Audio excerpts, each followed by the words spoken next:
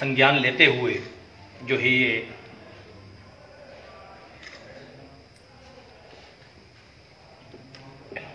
संज्ञान लेते हुए आप लोग यहाँ एकत्रित हुए, इसलिए आपका सबका बहुत बहुत धन्यवाद। आज की जो हमारा प्रेस कॉन्फ्रेंस थी, हमारे संयोजक आपको डिटेल पूर्वक बता चुके हैं। मैं बड़े शॉर्ट में आपको बताना चाहूँगा कि माननीय उच्च न्यायालय के आदेश के बाद संजौली मस्जिद का जो अवैध हिस्सा था उसको गिराने के लिए कार्य जो है आरंभ हो चुका। 8 सप्ताह का उसमें समय दिया गया है। इसके लिए सर्वप्रथम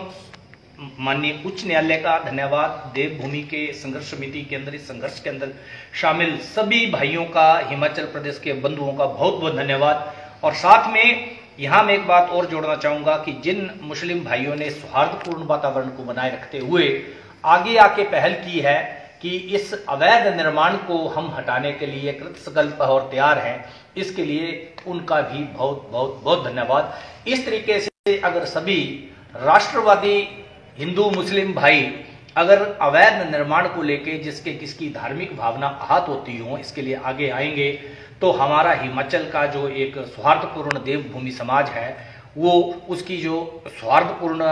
जो परिस्थितियां हैं, जो वातावरण है, उसको कायम रखने के लिए ये लोग जो हैं सारे के सारे धन्यवाद के पात्र होंगे। जैसे आपने देखा पीछे मनोहर कांड हुआ था, उसके अंदर भी बहुत सारे मुस्लिम समाज के लोग आगे आके उस कांड का उन्होंने विरोध किया था और मनोहर के परिवार का हुक्का पानी बंद किया था। और उसके बाद चंबा के अंदर एक विशेष शांति जो है, हमारी जो उग्रता लोगों के मन में आई थी, उसके शरीर के टुकड़े देख के वो शांत हुई थी कि नहीं, ये लोग गलत हैं, पूरा समाज इसमें गलत नहीं है। दूसरी बात जो यहाँ पर एक आवाज उठाई गई कि जो बाहर से आए लोग हैं, मैं भी मानता हूं और पूरे समाज को, मैं तो ये बोलता हूँ पूरे हमारे हिमाचल के लोगों को चाहिए, चाहे वो हिंदू है, चाहे मुसलमान है, चाहे सिख है, चाहे ईसाई हैं, बाहर से आके जो डेमोग्राफी चेंज करने के लिए, चाहे वो रोहिंग्या है, चाहे बांग्लादेशी है, चाहे कोई भी हिमाचल के अंदर आके अगर इस तरीके से व्यवसाय को फैलाना चाहता है जो हमारे लोगों के रोजगार के अवसर को खत्म करता है, हमारे लोगों को रोजगार लेने के लिए यहाँ से स्टेट के विभिन्न भागों में जाके या स्टेट के बाहर जाके रोजगार देखना पड़ रहा है और बाहर से आके यहाँ पर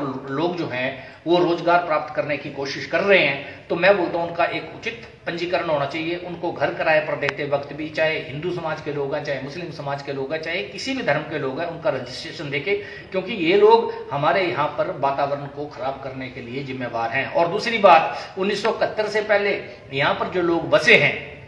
उनको भी चाहिए कि हमारा हिमाचल का सर्टिफिकेट, हिमाचल का जो स्थायी निवासी का सर्टिफिकेट है उनको मिलना चाहिए। 1971 से बैठे लोगों को हिमाचली सर्टिफिकेट नहीं मिल रहा है और बाहर से आए लोग जो है कल आते हैं, परसों आते हैं और अपने व्यवसाय को इस तरीके से फैला रहे हैं जो कि हमारी तहजीब को जो है नुकसान पहुंचा रहे हैं। तीसरी बात जो महत्वपूर्ण बात है, जैसे अभी मैंने पीछे एक आवाज उठाई थी कि चर्च ऑफ स्कॉटलैंड के बारे में। चर्च ऑफ स्कॉटलैंड ने कन्वर्सन करके कुछ विशेष समुदाय के लोगों को ईसाई बनाया है, परंतु वो लोग जो हैं अपना जो बेनिफिट है, जो हिंदू होने के नाते कास्ट का बेनिफिट है, उसको भी उन्होंने नहीं त्यागा है। या तो वो लोग ईसाई बने विधि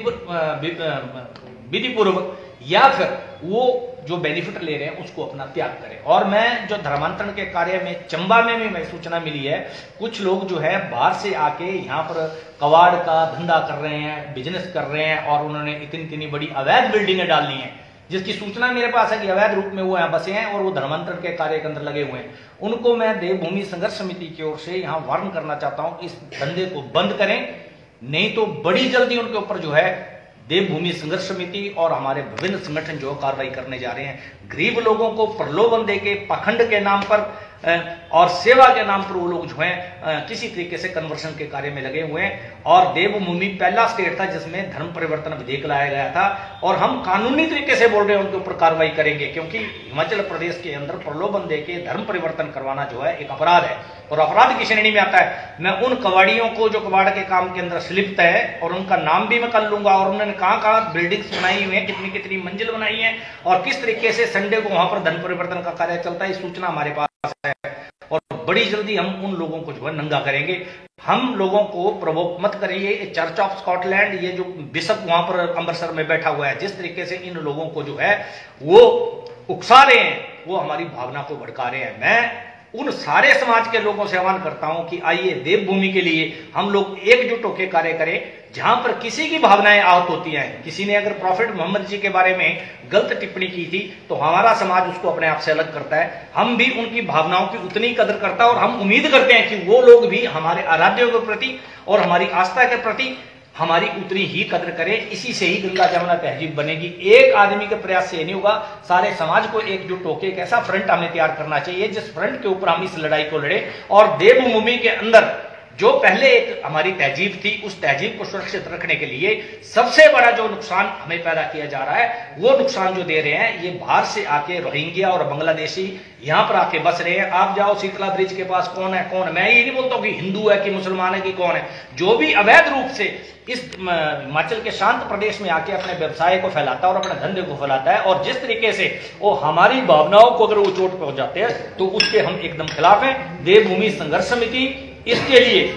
कोई आंदोलन तो हमने पीछे मस्जिद के लिए खड़ा किया था, चलो एक मस्जिद वाला मसला हल हो गया, परंतु ऐसी कई मस्जिदें और मदरसे हैं जो हमारे पास सूचनाएं आ रही है जो अवैध रूप से यहाँ पर कार्य कर रहे हैं, और बहुत सारे लोग जो है वो इस तरीके की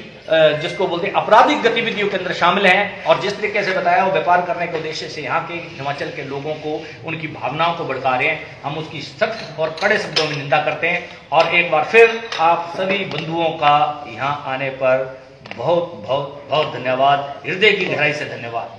जय माता दी।